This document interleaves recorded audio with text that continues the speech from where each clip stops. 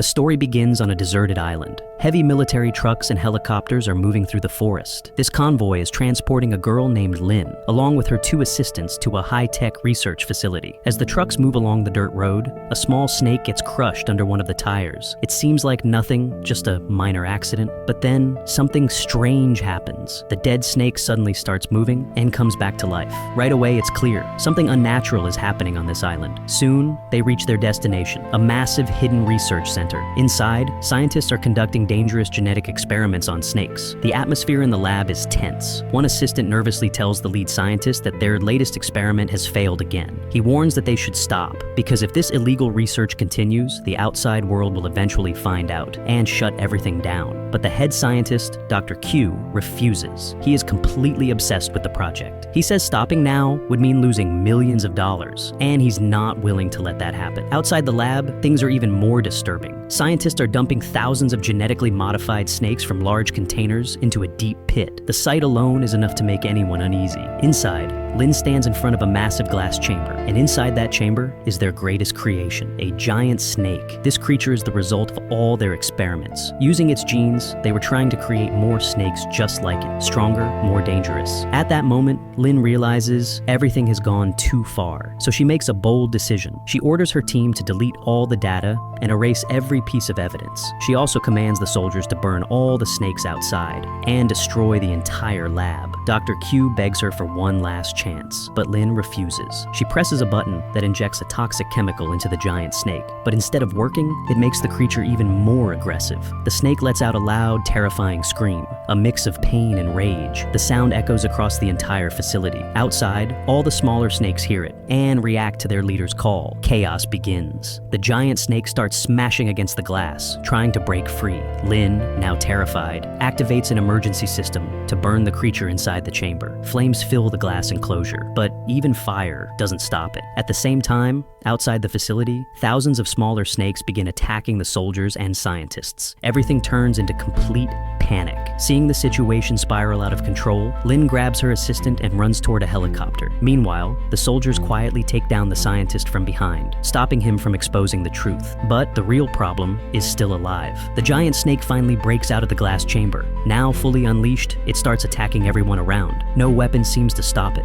Lynn manages to get into the helicopter and escapes, telling her assistant to handle the situation. On the ground, the remaining soldiers and assistants try to regroup, but an entire swarm of snakes blocks their path. In the sky, the giant snake suddenly leaps upward and destroys another helicopter mid-air. At this point, survival becomes almost impossible. One soldier tries to escape in a truck, but the snake chases him. The truck falls off a mountain and is completely destroyed. Meanwhile, 2 assistants are running through the forest, trying to survive. The giant snake catches up to them and attacks, badly injuring one of them. Her partner tries to save her, even risking his life, and manages to stab the snake in the eye. The pain forces the snake to throw the girl away, but she doesn't make it. Her partner is devastated, but the snake returns. At the same time, 2 soldiers try escaping through a river in a boat, but the giant snake follows them into the water and takes them out as well. And it's the same monster from the island. Now, everyone is in complete panic.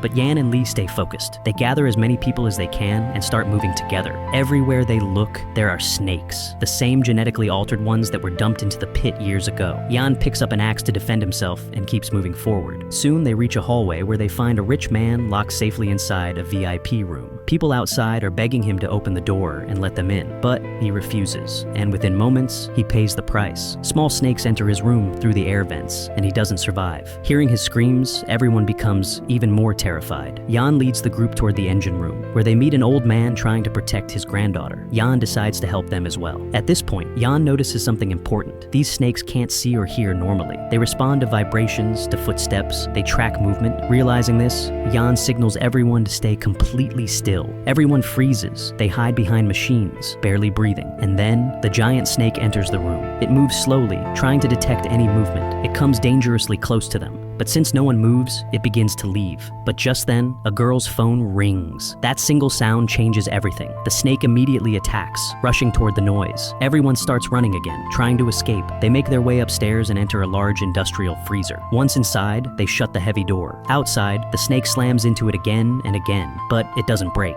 For now, they're safe. But inside the freezer, a new problem begins. The temperature keeps dropping. If they stay there too long, they won't survive. While they're trying to figure out what to do, Yan notices something something serious, bitten by a snake. They don't have any medicine. Jan realizes they can't stay here forever, so he comes up with a risky plan. He'll go outside and distract the snake, giving everyone else a chance to escape. But before he can act, his friend Ju stops him. And then, something unexpected happens. The injured boy suddenly opens the freezer door and runs outside. He knows he won't survive anyway, so he sacrifices himself. The moment he runs, the snake follows him. This gives everyone else the chance to escape. Seeing this, Jan is completely shaken and furious. But there's no time to stop. The remaining survivors move toward the captain's bridge. When they get there, they find the captain lying dead, and the ship completely stopped. They need to restart it. Lee steps forward and says, "I know how to operate it." As they try to bring the ship back to life, a massive explosion shakes everything. From outside, we see the truth.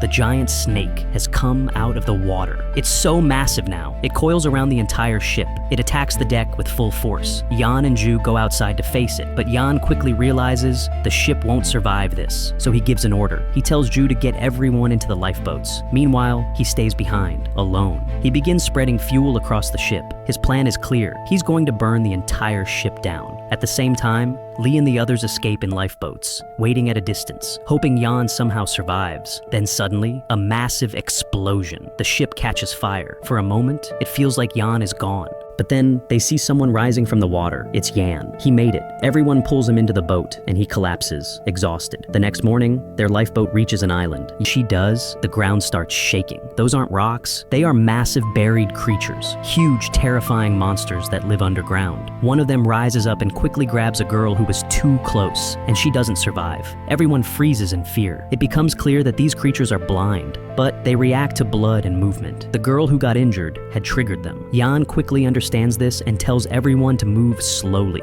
without making sudden movements. Carefully, step by step, they manage to escape from that area and move deeper into the jungle. After some time, they come across a supply camp that looks like an abandoned military base. There are weapons, bombs, and equipment scattered around. They collect whatever they can for protection. They even find a walkie-talkie and try calling for help. But there's still no signal. With no other option, they move forward again. But danger follows them. Soon, they encounter a giant spider. Before anyone can react properly, it attacks one of the men, and he doesn't survive. Panic spreads again, and everyone starts running. They try everything to stop it. Bullets, bombs, anything they have, but nothing seems to work. Eventually, while escaping, they find a hidden building and rush inside for safety. And then, they realize something shocking. This is the same research facility from the beginning. Inside, it's dark, dusty, and abandoned. The walls are covered with images of snakes, and the remains of dead scientists lie scattered across the floor. Suddenly, the lights turn on. Jan gets confused. He didn't touch anything. This means someone else is there. Suspicion begins to grow. Everyone decides to rest for a while,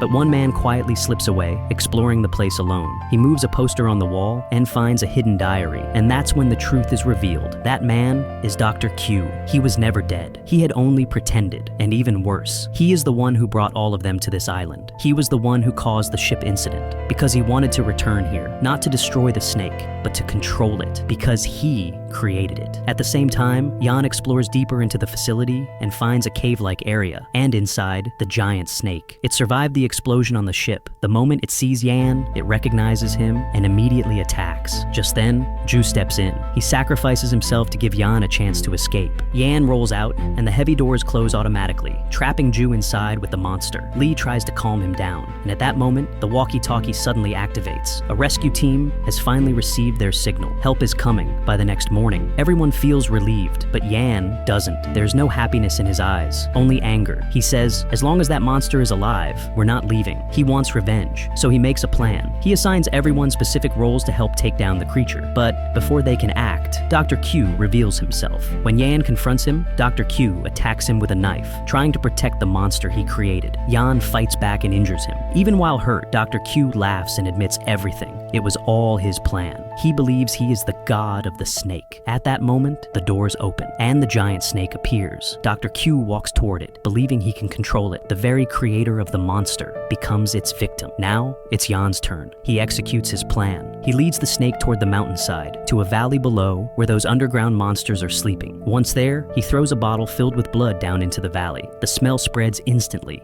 All the underground creatures awaken. At the same time, time, the giant snake lunges at Yan, ready to take him out. But at the last second, Yan dodges, and the snake falls down into the valley. The underground monsters immediately swarm it. They attack the giant snake from all sides. The snake fights back, twisting, struggling, roaring. But this time, it loses. The monster that once ruled everything is finally taken down.